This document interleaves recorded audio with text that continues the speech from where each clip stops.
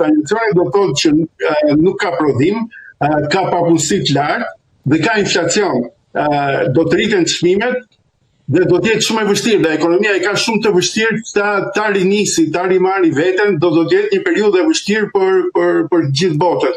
Dhe një fakt është që bursat kanë rënë, pra bursat e aksionet, pra e kompanive kanë rënë, dhe kjo rënje është e konsiderueshme, dhe kjo rënje mund të jetë ajo që mund ta shtyjë pra Amerikën, mund ta shtyjë Trumpin që ta ndërpres luftën, sepse rënjet janë të konsiderueshme, dhe në Shqipëri për shembull nuk vepron si mekanizëm, por aksionet janë investimet në bursë, investimet në aksionet janë të lidhura me pensionet, janë të lidhura me të ardhurat që marrin njerëzit. Tani është momenti të flasim për Shqipërinë. Edhe në 10%. Tani është momenti, në fakt, do doja t'ju bëja pyetjen sa ekspozuar është Shqipëria, pra ndaj krizave të thella si punë e kësaj, duke qenë se importon pothuajse të gjithë karburantin, e importon.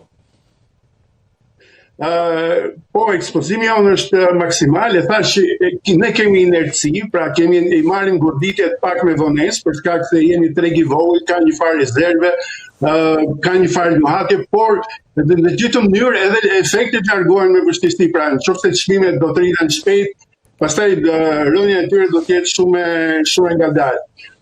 Por efektet do të jenë shumë të forta, pikërisht pra sepse ne importojmë shumë, importojmë mbi 8 miliardë mallra dhe shërbime, importojmë rreth 1 miliardë e 600 milion euro prodhime ushqimore dhe eksportojmë dhe prodhojmë në vend shumë pak.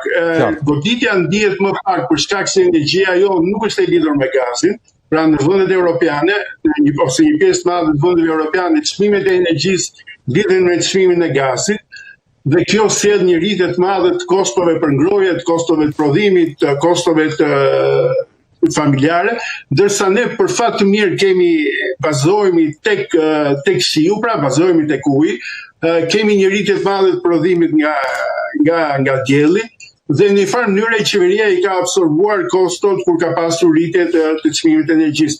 Pra në këtë sens ne nuk e kemi ndjer goditjen direkte nga energjia, por do ta ndjejmë më vonë. E kuptoj. Por patsojat në shportën ushqimore, në konsumin ushqimor do ta mundsoj dhe regjia për të parë tabelën me të gjitha produktet e shportës. Po zoti Fico, ju lutem.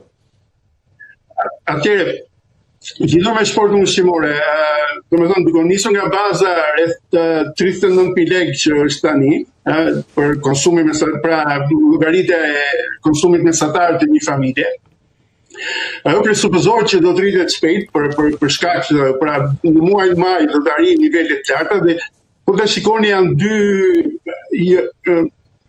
ju po paraqisni humbjen e fuqisë blerëse.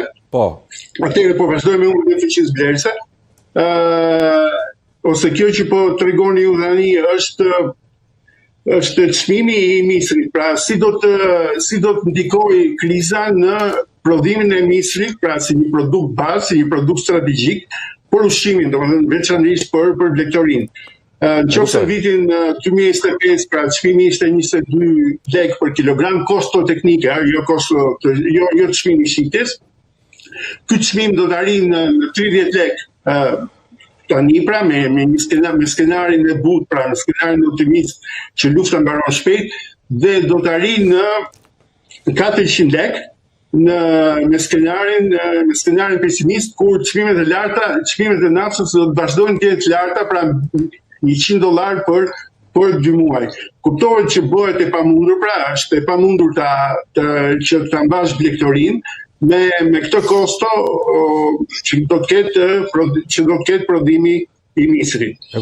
Po kështu e njëjta gjë ndodh me grurin, edhe gjitha prodhimet e tjera, pra gjitha prodhimet që duhet filluar nga veza, nga djathtë, nga qumshit, gjitha do të kenë rritje, pra dhe të varura se sa do të zgjasë, për sa kohë do të zgjasin këto çmime të larta të naftës. Zoti Fico, do doja ti rikthehesha edhe një herë çmimit të naftës në Shqipëri, ajo të paktën që u dhëm shumë qytetarëve. A ju sipas mendimit tuaj, do doja një mendim tuaj, a justifikohet rritja menjëhershme e çmimit të naftës në Shqipëri, apo kemi të bëjmë me një spekullim tregu? Kjo ndodh pak a shumë kudo, këtë ankesë kanë të gjithë në gjithë Europën bëhet kjo, pra këto ndodhin nuk e di domethënë, nuk e kam parë ka specialistë në naftës që mund të flasin ndoshta më mirë për këtë, por kjo ndodh në të gjitha vendet, të gjitha ankohen që kur çmimet rriten bursë, ato pasqyrojnë direkt tek pika e karburantit dhe rënja pastaj është shumë e ngadalshme. Justifikimi teknik nga ana e tregtarëve të karburantit është që jemi detyruar ta bëjmë sepse momentin e shitjes ne duhet pasqyrojmë çmimin ndërkombëtar pavarësisht se sa e kemi bler më parë.